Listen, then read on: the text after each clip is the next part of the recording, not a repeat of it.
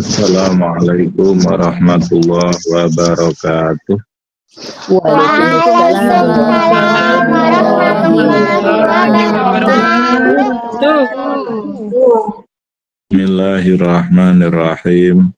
Alhamdulillahi rabbil alamin. Wassalatu wassalamu ala sayyidina Muhammadin wa ala alihi wa sahbihi ajma'in, amma ba'du. Yang kami hormati segenap pengurus Majelis Taklim Iwamid on Air, mustami'in mustami'at rahimakumullah. Pertama-tama marilah kita panjatkan puji syukur alhamdulillahi rabbil alamin kehadirat Allah subhanahu wa ta'ala yang telah melimpahkan rahmat nikmatnya kepada kita, sehingga pada kesempatan sore hari ini kita dapat mengikuti pengajian dalam keadaan sehat walafiat.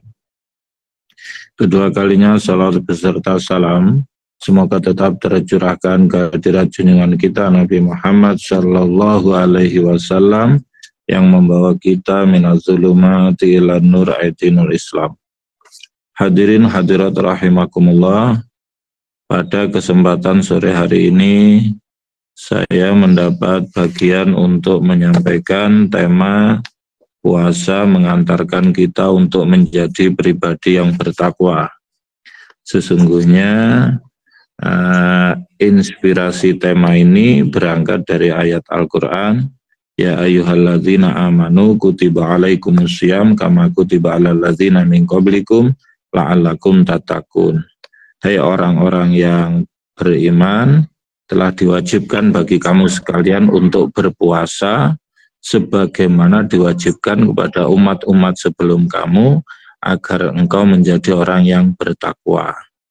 Jadi artinya puasa ini bisa membentuk, mengantarkan kita menjadi pribadi yang bertakwa. Takwa itu artinya adalah imtithalul awamir wajtinabun nawahi, mengikuti perintah dan menjauhi larangan. Bagaimana puasa bisa menjadikan kita pribadi yang bertakwa? Karena yang pertama yaitu adalah mempertajam muraqabah. Muraqabah artinya merasa diawasi oleh Allah Subhanahu wa ta'ala. Kalau belum waktunya maghrib, walaupun kurang 1 menit, kurang 1 detik, kurang 2 menit, kurang 2 detik, kalau belum waktunya maghrib, ya tidak berani berbuka. Tidak berani berbuka, walaupun tidak ada orang. Nah, itu namanya meningkatkan yang namanya muraqabah. Muraqabah artinya merasa diawasi oleh Allah Subhanahu wa ta'ala kapanpun, dimanapun, dan dalam kondisi apapun. Sehingga dengan adanya muraqabah, mempertajam muraqabah, merasa disuting, dipotret, diamati oleh Allah, diawasi oleh Allah, akhirnya melahirkan yang namanya keikhlasan. Artinya keikhlasan itu memang amal, memang murni untuk berharap ridho dari Allah Subhanahu wa ta'ala, ya. Jadi tidak untuk mencari pujian daripada makhluk, ya. Dan juga dengan mempertajam muraqabah dari puasa itu kemudian juga memunculkan as-sidqu. Sidqu itu artinya kejujuran, ya. Jadi tidak ada orang yang tidak berani untuk mokel atau tidak puasa walaupun tidak ada yang lihat. Artinya melatih kita untuk berperilaku jujur. Yang ketiga yaitu adalah ihsan. Ihsan itu gawe bagus, artinya melakukan apapun itu dilakukan secara optimal, dilakukan secara maksimal. Ada yang lihat ataupun tidak ada yang lihat, itu melakukannya secara maksimal karena Allah selalu melihat apa yang kita lakukan. Kemudian dengan puasa ini juga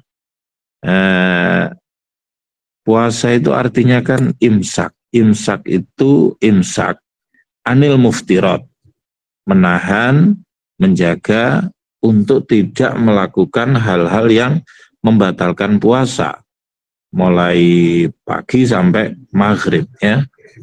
Nah, Artinya dengan imsak ini kita melatih untuk menahan diri, ngempet ya. Terlebih di era yang seperti sekarang ini, di era media sosial ini kadang orang itu terjangkit yang namanya FOMO. FOMO itu artinya ikut-ikutan ya, musim flexing, musim pamer, sehingga orang lain kepingin seperti yang orang lain punya ya. Padahal secara kemampuan kita juga kadang berbeda, sehingga yang terjadi kadang sering yang namanya lebih besar pasak daripada tiang, lebih besar pengeluaran daripada pemasukan ya. Maka kemauan-kemauan ya yang melebihi kemampuan, itu kita berusaha imsak, menahan diri ya, untuk tidak boros. Kalau punya uang itu ditahan dirinya ya, karena memang di dalam Al-Quran diajarkan begitu, bahwa wala tabsudha kullal basti, jadi dimulai dari wala fala taj'al yadaka maghlulatan ila unukika wala tabsudha kullal basti fataquda malumam madhura. Janganlah kamu membelenggu tanganmu di leher dan jangan engkau beberkan seluas-luasnya. Artinya jangan artinya dalam mengelola keuangan itu bagaimana tidak terlalu ngirit dan juga tidak terlalu boros ya. Agar tidak boros ini, maka kemudian kita dilatih untuk imsak ya, menahan diri, menahan keinginan hawa nafsu, menahan nafsu kemauan yang macam-macam ditahan ya.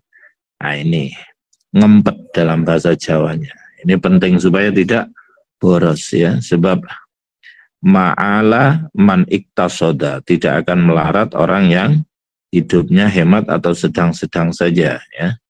Tapi kalau boros, ini yang menyebabkan pusing ini ya, boros ini artinya lebih besar pasak daripada tiang, lebih besar pengeluaran daripada pemasukan ya.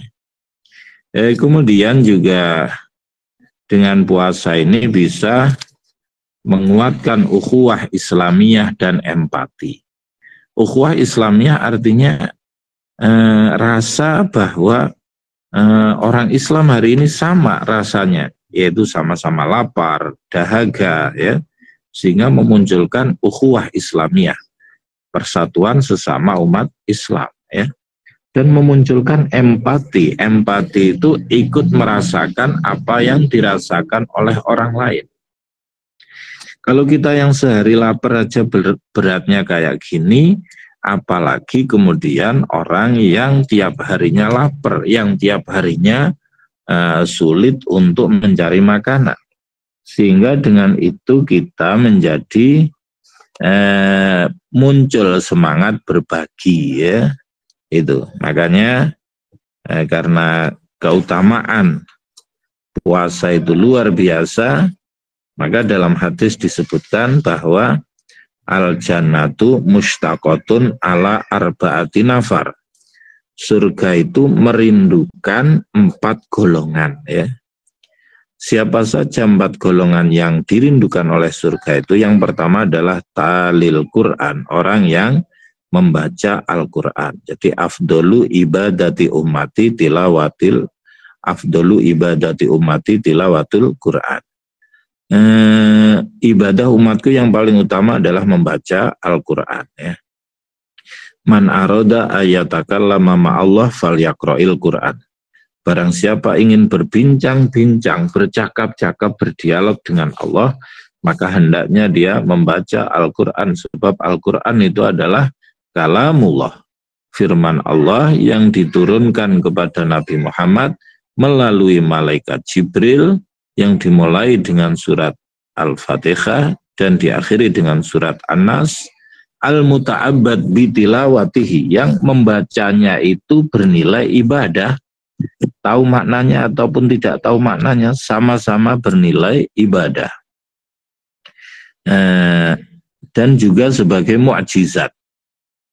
Nah, kemudian yang kedua yang dirindukan oleh surga yaitu adalah hafizil lisan, orang yang bisa menjaga lisannya. Sebab salamatul insan fi hifdil lisan, selamatnya orang itu kalau bisa menjaga lisannya. Sebab lisan itu soghirun jirmuhu kabirun jurmuhu. Lisan itu bentuknya kecil tapi dosanya bisa besar. Itu yang disebut sebagai afatul lisan, bahayanya lisan. Misalnya berbohong, mengadu domba, kemudian juga menggunjing, bergosip, ngerasani, ya,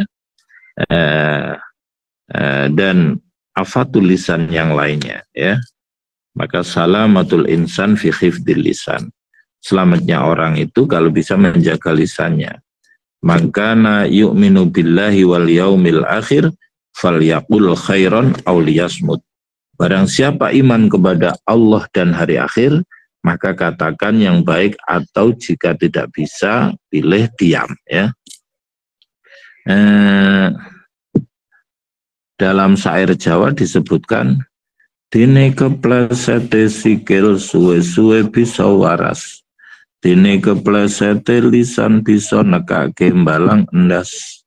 Kalau yang terpeleset kaki itu bisa cepat sembuh, tapi kalau yang terpeleset lisan, kita bisa dipukul sama orang, ya, gara-gara kepleset omongan. Maka ada itu perkataan orang-orang, yaitu mulutmu adalah harimaumu. Betapa kita bisa terkena imbas dari apa yang menjadi ucapan kita, ya. Kemudian maka bagaimana agar kita bisa menjaga lisan kita agar bernilai ibadah dan bernilai kebaikan. Misalnya digunakan membaca Al-Quran, berzikir, memberikan nasihat, amar ma'ruf nahi mungkar, ya. Kemudian selanjutnya adalah shaimina fi syahri Ramadan. Orang yang berpuasa di bulan Ramadan ini dirindukan oleh surga. Keutamaannya banyak sekali, hikmah-hikmahnya banyak sekali. Dalam pertemuan sebelumnya telah kami sampaikan bahwa inna fil jannati babun yuqalu lahu ar-rayyan la yadkhuluha illa shaimun. Di surga itu ada pintu namanya pintu ar-rayyan, yang boleh masuk dari pintu ar-rayyan hanyalah orang-orang yang ahli berpuasa. Nah, itu jadi lis-shaimi farhatani, farhatun indal iftar wa farhatun indal liqa'i rabbi. Orang yang berpuasa itu punya dua kebahagiaan, yaitu kebahagiaan ketika berbuka dan kebahagiaan ketika berjumpa dengan Tuhannya, yaitu Allah Subhanahu wa Ta'ala. Apalagi yang puasa itu anak kecil yang masih belajaran, wah, berbuka itu senang sekali karena seharian nemu apa-apa makanan sudah dikumpulkan semuanya, harapannya maghrib dihabiskan semua. Kemudian juga la khulufu fammi shaimi atyabu indallah min rihil miski. Bau tidak enaknya mulutnya orang yang berpuasa itu masih lebih wangi daripada minyak misik, di sisi Allah, ya. Nah, itu keutamaan bagi orang yang berpuasa, ya. Idza shallatil mar'atu khamsaha wa shamat syahraha wa ata'at zawjaha wa hafizat farjaha faqila laha udkhuli min ayyi abwabil jannati syi'ti. Kalau ada seorang perempuan yang sholat 5 waktu, puasa di bulan Ramadan, taat terhadap suaminya selama tidak diperintah untuk melakukan maksiat, kemudian bisa menjaga diri dan kehormatannya, maka dikatakan kepadanya udkhuli min ayyi abwabil jannati syi'ti, silahkan masuk surga dari pintu mana saja yang kamu kehendaki. Kemudian yang keempat yaitu adalah mut'imil ji'an, orang yang ngasih makan orang yang lapar. Itu juga dirindukan oleh surga, artinya orang yang suka berbagi, dan suka berbagi ini bisa muncul dengan adanya ibadah puasa ini ya. Maka dari itu semoga di bulan puasa ini kita senantiasa diberi kekuatan, ma'unah oleh Allah Subhanahu wa taala, ridho oleh Allah Subhanahu wa taala, sehingga bisa mengisinya dengan ibadah yang diterima dan mendapatkan ridho dari Allah Subhanahu wa taala. Hadirin hadirat rahimakumullah, itu yang bisa saya sampaikan dalam kesempatan sore hari ini, yaitu tentang puasa bisa mengantarkan kita untuk menjadi pribadi yang muttaqin. Semoga sedikit apa yang saya sampaikan itu bisa bermanfaat. Kurang lebihnya mohon maaf. Akhiran wallahul muwaffiq ila aqwamit thoriq. Wassalamualaikum warahmatullahi wabarakatuh. Waalaikumsalam warahmatullahi wabarakatuh. Nggih. Terima kasih kami aturkan kepada Abah Imam Haudi yang telah menyampaikan tausiah tadi. Niki disambung dengan tanya jawab ya, Abah nggih? Nggih, monggo. Nggih, alhamdulillahirabbil alamin. Monggo dipersilahkan kepada jamaah semuanya untuk masuk di sesi tanya jawab dengan password Rona Senja. Ramadan kita hikmah tarbiyah menggapai ridho dan berkah. Allahu Akbar, barokallah, dan sebutkan nama dan daerah asalnya. Monggo dipersilakan. Assalamualaikum warahmatullahi wabarakatuh. Waalaikumsalam warahmatullahi wabarakatuh. Rona Senja, Ramadan kita hikmah tarbiyah menggapai ridho dan berkah. Allahu Akbar, Allahu Akbar, barokallah. Saya Ari dari Banyumas, Masya Allah lali. Dari Banyumas Abang, ngapunten. Saya ingin bertanya di luar tema nggih Abah, ini tentang sholat. Karena saya pernah kejadian dan jadinya kepengen tahu gitu. Waktu mau menjelang sholat subuh, saya sholat subuh, qobliyah subuh gitu nggih, sholat qobliyah subuh. Tapi setelah itu tuh perut rasanya nggak enak, terus ke kamar mandi dulu gitu kan nggih Abah. Nah, yang ingin saya tanyakan itu, waktu itu saya bingung mau sholat lagi apa enggak, tapi udah qobliyah tapi ke kamar mandi gitu. Tapi waktu itu kayaknya saya sholat lagi apa gimana gitu. Yang ingin saya tanyakan, kalau terjadi hal seperti itu, sudah sholat qobliyah subuh, terus kita nggak tahan gitu ke kamar mandi, terus mau sholat subuh itu apa mesti sholat qobliyah, bukan harus nggih, tapi disunahkan kan nggih, tapi boleh enggak kalau umpamanya sholat qobliyah lagi atau tidak usah gitu Abah. Terima kasih atas jawabannya. Wassalamualaikum warahmatullahi wabarakatuh. Waalaikumsalam warahmatullahi wabarakatuh. Ibu Arianti, wa yadkhulu waqtu ratibah al-qabliyah bidukhuli waqtil fardi wa yakhruju bi khuruji waqtil fardi wa yadkhulu waqtu ratibah al-ba'diyah bi fi'lil fardi wa yakhruju bi khuruji waqtil fardi. Waktu sholat rawatib qobliyah itu masuk ketika masuk waktunya sholat fardu, dan keluar atau habis waktunya dengan keluar atau habisnya waktu sholat fardu. Dan waktu sholat rawatib ba'diyah itu masuk dengan telah dilakukannya sholat fardu, dan waktunya habis ketika habisnya waktu sholat fardu. Maka tadi disebutkan bahwa ketika masuk waktu subuh, sudah sholat qobliyah, kemudian kegangan BAB, ke kamar mandi, kemudian mau sholat subuh, apakah sholat rawatib kembali, ya cukup langsung sholat subuh, tidak masalah. Karena bahwa rokaatal fajri khairu minad dunya wa ma fiha, 2 rakaat sholat qobliyah atas subuh itu pahalanya lebih baik daripada dunia seisinya.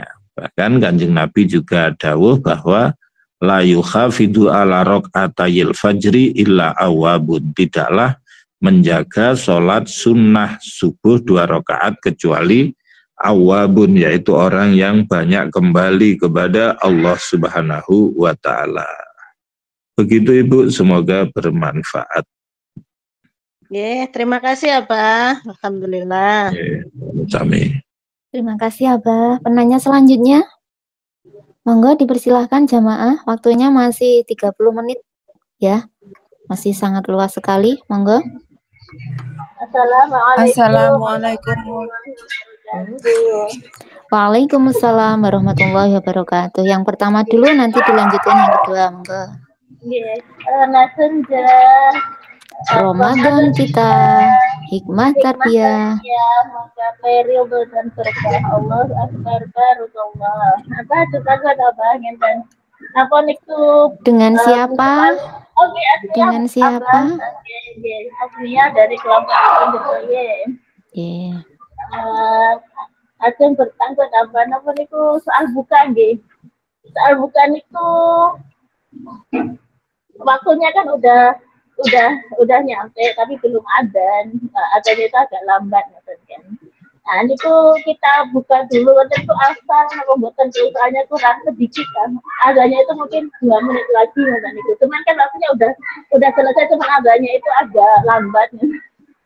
Terus karena kita keburu-buru, maksudnya itu mau kerja lagi, terus kita membatalkan riyen sebelum adzan itu asal betul. Ini Assalamualaikum. Itu nih hadiah apa nih? Hadiah itu apa namanya, daftar azan itu kan jam 6 lagi 5 menit, tapi adanya sampai 10 menit baru azan ya kan. Terus kita waktunya udah maghrib tapi belum azan, terus kita buka dulu. Mohon niku angsal boten. Yes. Wassalamualaikum warahmatullahi wabarakatuh. Waalaikumsalam warahmatullahi wabarakatuh.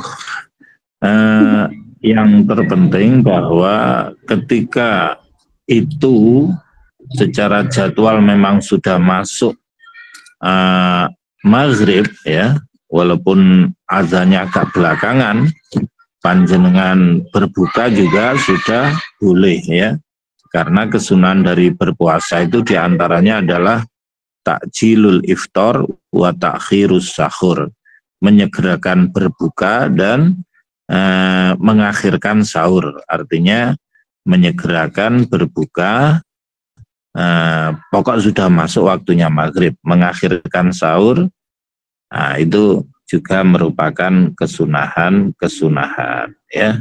Yang terpenting waktunya sudah masuk walaupun belum azan ya. Begitu Ibu, semoga bermanfaat. Wassalamualaikum warahmatullahi wabarakatuh. Waalaikumsalam warahmatullahi wabarakatuh. Tadi penanya selanjutnya setelah Bu Asmiah tadi yang barengan, monggo. Di belakang Bu Asmiah tadi yang barengan. Pun timut lagi, monggo ya. Waalaikumsalam warahmatullahi wabarakatuh. Rona senja, Ramadan kita, hikmah tarbiyah, menggapai ridho dan berkah Allahu akbar. Endang Abah dari Banyuwangi mau bertanya begini Abah, kemarin itu teman saya itu gini, susah sekali gitu katanya, nggak bisa puasa gitu loh, majikannya itu rewel sekali. Pokoknya kalau makan siang itu harus bersama gitu. Mau sembunyi-sembunyi juga nggak bisa gitu.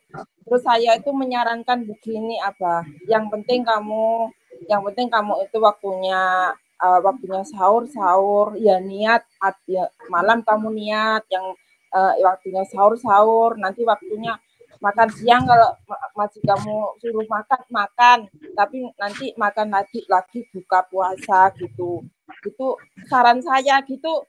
Begitu itu dibenarkan apa enggak apa ya, soalnya dia itu susah sekali enggak bisa ikut puasa gitu.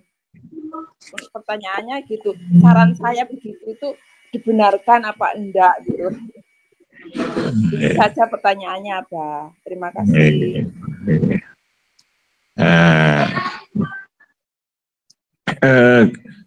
Apa namanya, itu jadi memang apa ya, pekerja migran ini kadang dihadapkan pada kondisi-kondisi yang sulit ya. Seperti pertemuan sebelumnya, tidak boleh sholat, ini tidak boleh puasa ya. Adapun kemudian malamnya niat dan tapi siangnya kemudian tidak puasa karena kondisinya tidak memungkinkan, ya berarti ya yang terpenting diqodoi di lain waktu kalau memungkinkan. Kalau kemudian tetap buka dan sahur, itu berarti sifatnya adalah antisipasi. Antisipasi kalau memungkinkan berarti tetap berpuasa ya. Tapi kalau kemudian tidak memungkinkan berarti tidak berpuasa, tapi kemudian diganti di waktu yang lain kalau kondisinya memungkinkan. Begitu Ibu. Ya berarti kalau panjenengan menyarankan untuk, maksud saya begitu. Kalau memungkinkan puasa ya puasa, kalau enggak ya makan saja kalau memang enggak bisa gitu. Gitu maksud saya gitu. Nggih. Karena kan kondisinya sulit tadi itu tadi diceritakan. Nggih. Kondisinya itu tidak mungkin gitu. Sholat pun susah sekali gitu katanya. Gitu ya. Ngapunten Bu Endang. Saya ada itu pemberitahuan dari 1955 itu kalau kita berteman di LAN-nya 1955 itu udah ada himbauan loh dari Depnaker itu, sebenarnya Depnaker Taiwan. Nanti bisa chat saya kasih itunya tulisan Mandarinnya biar dikasih ke majikannya. Mudah-mudahan majikan bisa memahami. Wah, majikannya itu sebenarnya itu orang sholat lot itu nggak tahu Bu, nggak tahu kata begitu itu sholat majikannya itu kakeknya apa lanjutkan dulu yuk, lanjutkan jawabannya dulu monggo Ibu. Tadi gimana, ada himbauan dari Depnaker gimana tadi? Kalau peraturan di Taiwan itu sebenarnya toleransinya besar Pak. Dari Depnaker pun itu memberikan suatu kayak selebaran gitu SMS itu kalau yang berteman dengan 1955 itu yang bahasa Mandarin itu pasti tahu ada di situ. Kalau bulan ini itu bulan Ramadan gitu. Harus toleransi gitu majikannya gitu. Tapi nggak semua PMI itu mau mau peduli dengan dirinya sendiri gitu loh. Kadang ya gimana ya bisa. Sementara mungkin itu aja jawaban saya. Kalau kemudian nanti menemukan jawaban tambahan, saya tambahkan misalnya bagaimana berpuasa dalam kondisi-kondisi kepepet sulit seperti deskripsi yang diterangkan tadi. Itu nanti saya tambahkan keterangannya di waktu yang akan datang. Monggo. Kalau kemudian tadi disebutkan bahwa sebenarnya sudah ada himbauan dari Depnaker untuk juragan-juragan toleransi bahwa untuk kaum muslimin di bulan ini sedang berpuasa, ya kurang tahu juga permasalahannya apakah kemudian juragannya pas enggak mengikuti himbauan itu atau enggak tahu pengumuman itu. Tapi yang jelas untuk keterangan lebih lanjutnya nanti coba saya cari-cari dulu. Gitu ya. Terus apa malih? Terima kasih Ustaz yang disampaikan. Semoga yang lain, Ibu Bapak yang mau bertanya dipersilakan. Assalamualaikum warahmatullahi wabarakatuh. Waalaikumsalam. Warahmatullahi wabarakatuh. Rona senja. Ramadan kita hikmah tarbiyah mencapai ridho dan berkah. Derek tanya apa? Saya Dwi Rustiani dari Kendal, Jawa Tengah. Ini 2 hari ini saya tidak puasa karena sakit. Itu nanti saya cukup mengkodoknya saja atau plus bayar fidyah apa? Karena sakit. Yang pertama itu, yang kedua, nggih. Karena sakit, nggih. Yang kedua, sekarang pasien saya itu kan repot, jadi setiap makan itu harus menyuapi. Terus waktu maghrib itu saya nggak bisa langsung sholat, mesti sholatnya maghrib itu barengan setelah pasien itu selesai, maksimal setelah isya itu. Apakah boleh misalnya saya sholat maghribnya digabungkan dengan sholat isya? Nyatan mawon, matur suwun apa? Kalau dalam Assalamualaikum warahmatullahi wabarakatuh. Waalaikumsalam warahmatullahi wabarakatuh. Dalam Al-Quran atau dalam hadis lah, atau dalam kitab ini disebutkan begini. Kalau Qurannya kan wa mangkana maridon aw ala safarin faidatun min ayamin ukhor. Kalau dalam redaksi kitabnya begini,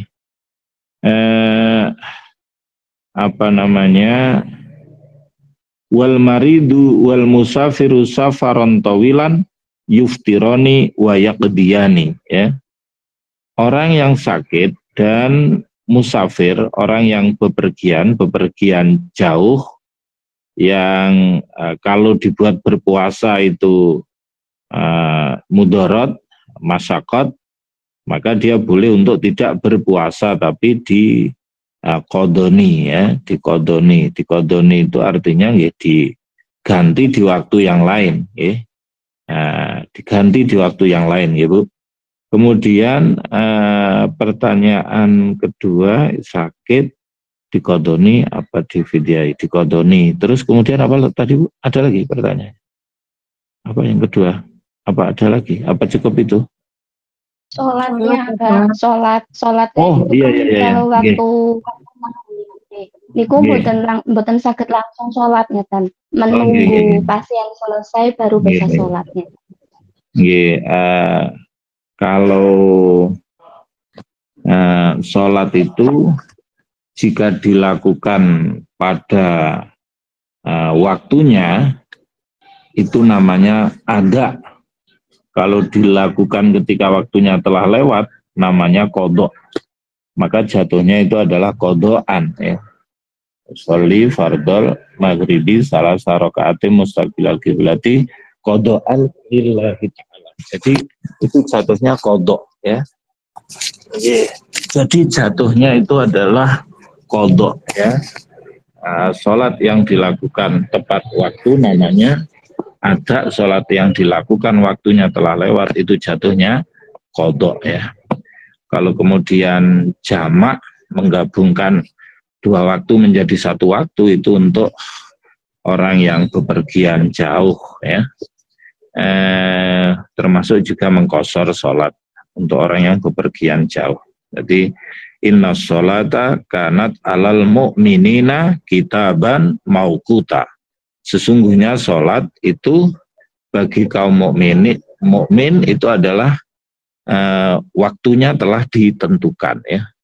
Sehingga sholat itu juga mengajarkan kepada kita untuk berdisiplin, menghargai waktu dan lain sebagainya. Itu ketentuan umumnya. Adapun ketentuan-ketentuan khusus ya seperti kasuistik kejadian-kejadian yang panjenengan alami di sana itu. Begitu Ibu, semoga bermanfaat. Iya, matur nuwun, Bang. Ngapunten Bang menambahi niki wau salat. Napa nika seandainya salat kan majikan kan ngomong ini nanti mau pergi kayak gitu kan. Berarti di waktu salat asar berarti nggak bisa. Nah, perginya kan pas sebelum salat duhur gitu. Nah, salat duhur itu bisa terus sekalian jamak salat asar gitu. Ternyata pasiennya itu nggak mau pergi gitu, di rumah gitu. Terus apa kita tetap menjalankan sholat asar karena posisi kita ternyata nggak pergi seperti itu apa? Terima kasih. Assalamualaikum warahmatullahi wabarakatuh.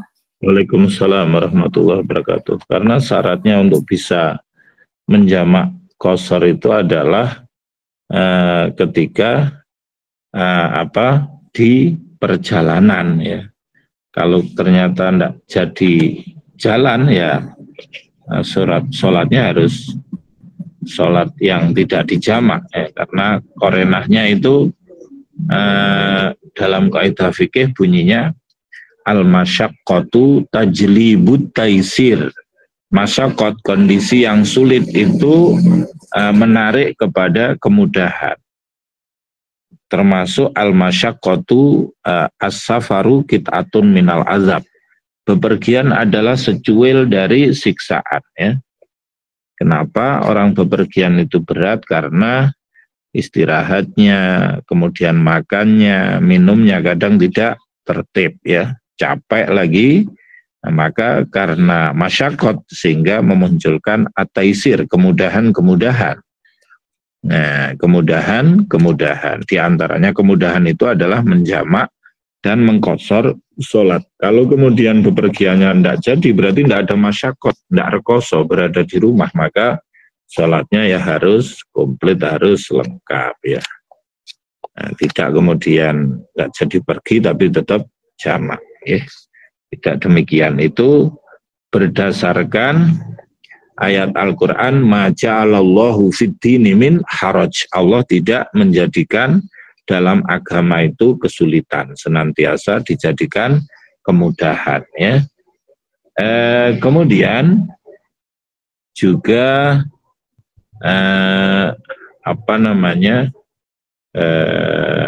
itu kaidah dari al-masyaqqatu tajlibut taisir. Kondisi masyaqqat itu menarik kepada kemudahan. Orang bepergian itu masyaqqat. Oh, dalam hadis itu disebutkan begini. Innallaha yuhibbu an tu'ta rukhasuhu kama tu'ta azaimuhu. Sesungguhnya Allah senang kalau rukhsahnya itu dipakai, rukhsahnya itu diambil, seperti halnya Allah senang jika kewajiban-kewajibannya itu dilaksanakan. Gitu. Ya. Semoga bermanfaat. Matur suwun. Nggih, Abang ngapunten, Abang nambahin. Ngapunten, Abang. Abang ngapunten. Niki apa kan sakit diimpus. Katanya ya kalau diimpus itu antara batal nggak batal kan ragu, Pak. Nah, kalau misalnya itu diimpus itu batal, nanti diganti dengan puasa lagi apa gimana, Bapak? Ngapunten ya, Pak. Matur suwun. Wallazi yuftiru bi as-shaim asyratu asya. Hal yang membuat batal puasanya orang yang berpuasa itu ada 10 hal. Ma wasala amdan ilal jauf awir ra'si wal huknah fi ahadis sabilain. Sesuatu yang masuk dengan sengaja ke lubang ya.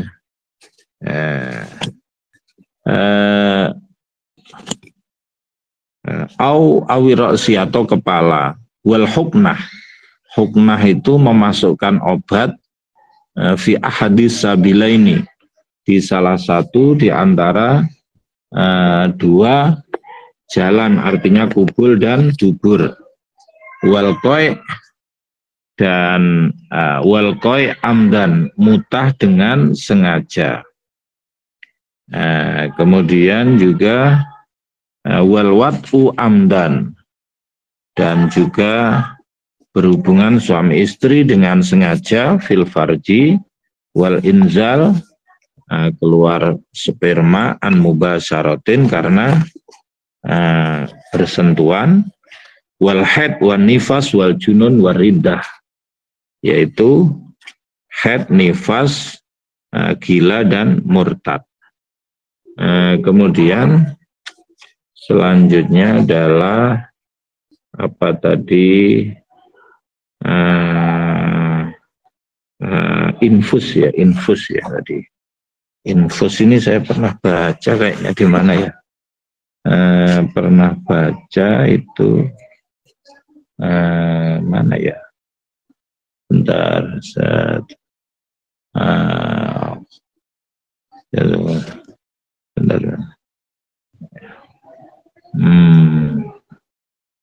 Hukum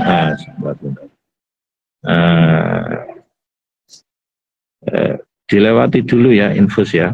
Ya tadi ada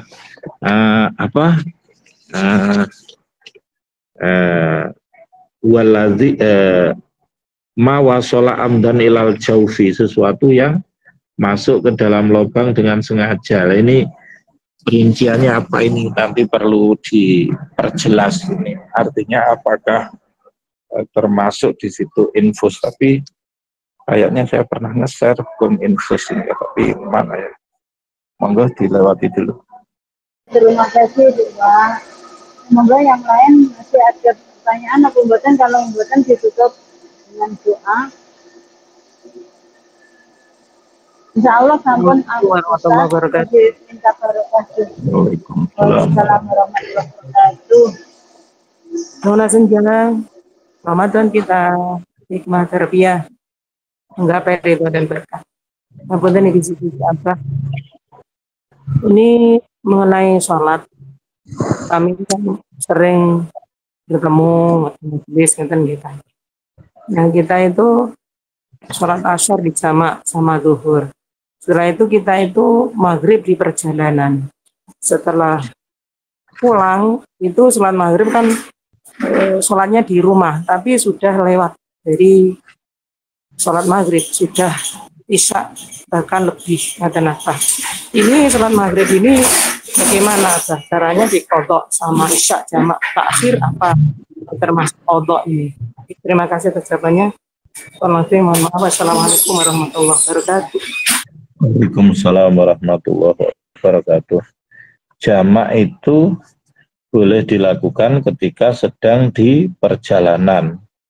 Kalau sudah di rumah maka hukum di rumah ya, hukum di rumah yang dipakai.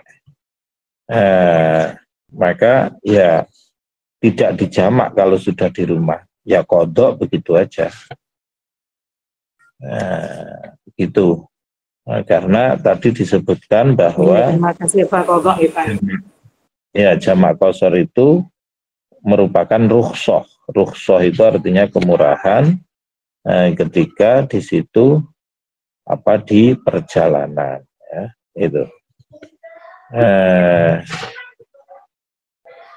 Gimana? Cukup? Terus apa lagi? Cukup? Nggih, matur suwun apa.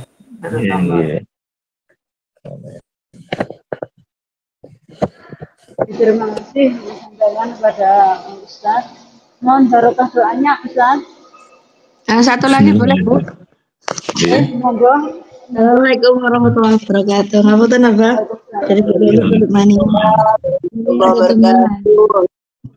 Rona senja Ramadan kita, hikmah tarbiyah untuk menggapai ridha dan berkah, amin.